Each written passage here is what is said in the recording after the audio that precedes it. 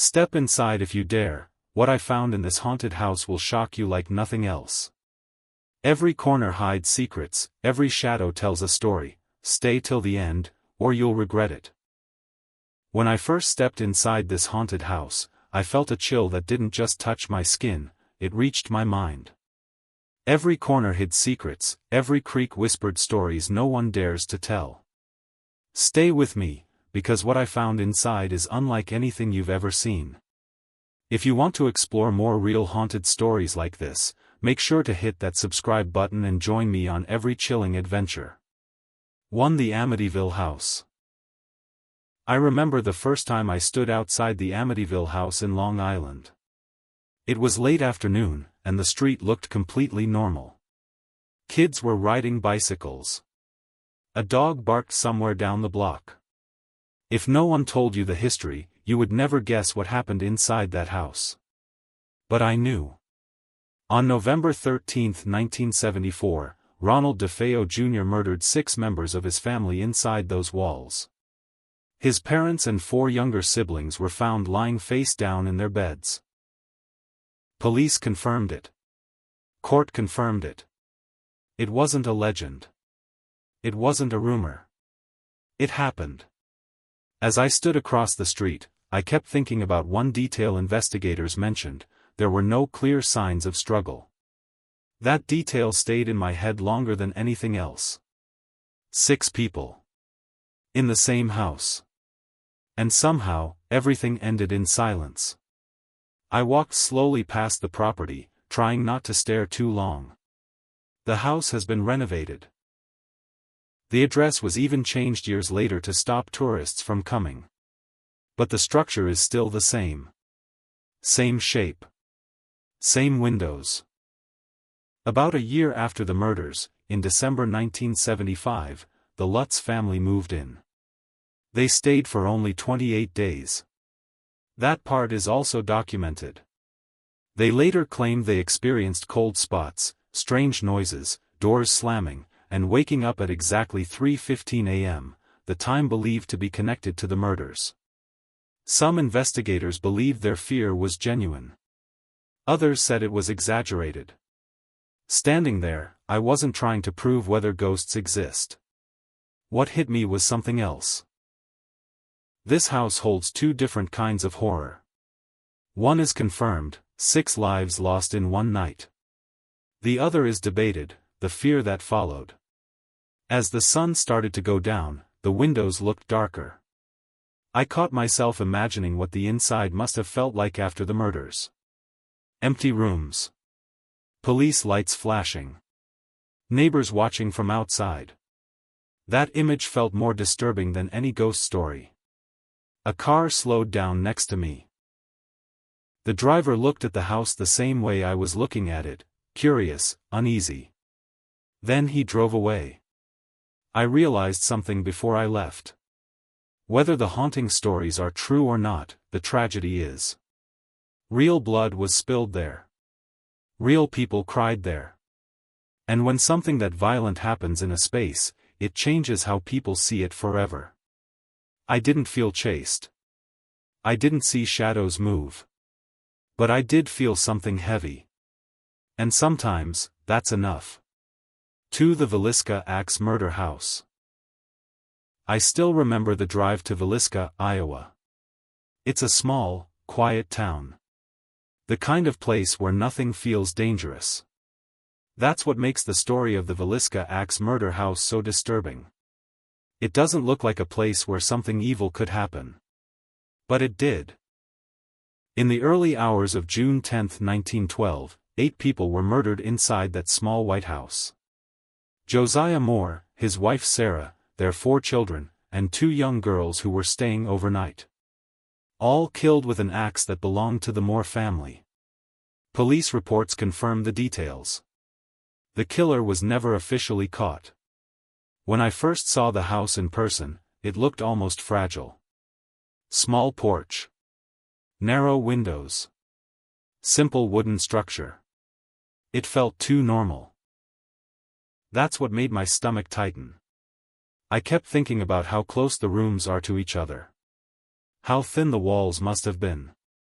The victims were found in their beds. Some of their faces were covered with sheets. Windows were covered with clothing. Mirrors were turned toward the wall. These details are recorded in historical documents. That's not myth. That's part of the case file. As I stepped onto the porch, the wood creaked under my feet. It wasn't dramatic. It wasn't loud. But it made me pause. I imagined the night of the murders. No streetlights like today. No cameras. Just darkness. And someone moving quietly through the house. Inside, the rooms feel tight. The staircase is narrow. Standing there, I realized something chilling: there is no easy way out. If someone was upstairs, you were trapped. Over the years, the house became known for paranormal activity. Visitors and investigators have claimed to hear children's voices, footsteps, or doors moving. Some people believe the spirits of the victims never left. Others believe it's just the power of suggestion. But one fact remains: 8 real people lost their lives there, and no one was ever convicted. That unfinished ending is what truly haunts the place. As I stood in one of the bedrooms, I didn't feel a ghost touch me. I didn't see shadows moving. What I felt was heavier than that. I felt the weight of injustice. A crime so brutal, so silent, that it still echoes more than a century later. When I walked back outside, the air felt different. Maybe it was just my mind. Or maybe it was the realization that sometimes the most terrifying part isn't the supernatural. It's the fact that someone did this, and walked away. And that truth still lives inside those walls. 3. The Winchester Mystery House. The first thing that surprised me about the Winchester Mystery House in San Jose, California was its size. From the outside, it doesn't look normal. It feels stretched, almost confused. Towers rise in strange places. Windows appear where you don't expect them. And once you step inside, the real confusion begins. This house was built by Sarah Winchester, the widow of William Wirt Winchester, whose family made the famous Winchester rifle. After her husband and infant daughter died, Sarah inherited a massive fortune in 1881. Historical records show that soon after, she moved to California and began building this house. Construction continued for nearly 38 years, until her death in 1922. What makes it unsettling is not just its size, but its design. There are staircases that lead to ceilings. Doors that open to blank walls. Windows built into the floor. Hallways that twist and turn without logic. These are real architectural features. You can see them yourself on tours today. When I walked through the narrow corridors, I felt something strange, not fear, but disorientation. The layout makes you lose direction quickly. I remember stepping into a small room with a door that opens directly into a drop outside.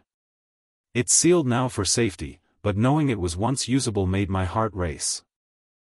Many people believe Sarah kept building because she feared spirits, specifically, the spirits of those killed by Winchester rifles. That belief comes from stories passed down over time. There's no official document proving she said this, but it became part of the house's legend. What is documented is that construction rarely stopped. Workers built in shifts, almost continuously. The 1906 San Francisco earthquake damaged parts of the mansion. Some sections were sealed off permanently after that. Standing in one of those closed-off hallways, I felt a sudden drop in temperature. Maybe it was just the old wood and poor ventilation. But in that moment, it felt heavier. The house has over 160 rooms. When you walk through it, you start noticing something else: there is no true center. No clear purpose in the design. It feels like a maze built to confuse. As I moved from room to room, I kept thinking about Sarah herself. A woman who lost her husband and child. A woman who lived mostly in isolation. Whether she believed she was escaping spirits or simply coping with grief, this house became her world. When I stepped outside again, sunlight felt almost relieving. The mansion stood behind me, silent and complicated. There were no screams. No shadows chasing me. But there was a strange thought that stayed with me: sometimes a house doesn't need ghosts to feel haunted. Sometimes, grief alone is enough to build a labyrinth. For the LaLaurie Mansion. The first time I stood in front of the LaLaurie Mansion in New Orleans, I felt something different from the other places I had visited. This wasn't a quiet suburban home. It stood tall in the French Quarter, beautiful and historic. Tourists were walking past, laughing, taking pictures. If you didn't know the history, you would admire its architecture and move on. But I couldn't. In 1834, a fire broke out inside the mansion owned by Madame Delphine LaLaurie. Firefighters rushed in, and what they reportedly discovered in the upper part of the house shocked the entire city.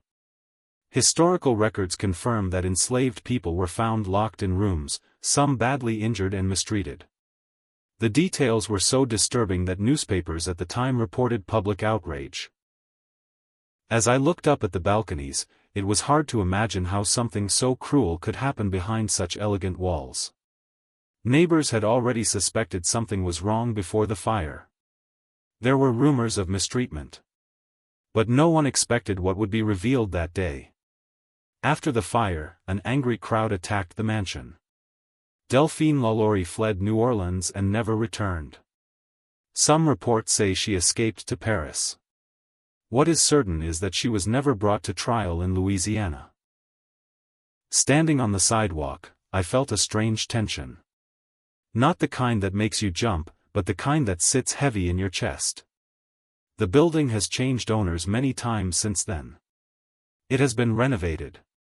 It has been restored. But the history is still attached to it. Some visitors claim they feel sudden cold spots near the upper floors. Others say they hear unexplained noises when the building is quiet at night. Paranormal investigators have explored the mansion, but there is no scientific proof of ghosts. What cannot be denied is the documented cruelty that happened there. As I slowly walked around the corner, I tried to picture the fire in 1834. Smoke rising. Neighbors shouting. Doors being broken open. That moment changed the house forever. The most haunting part is not a shadow in a window. It's the knowledge that real human suffering happened inside those walls. The pain was real.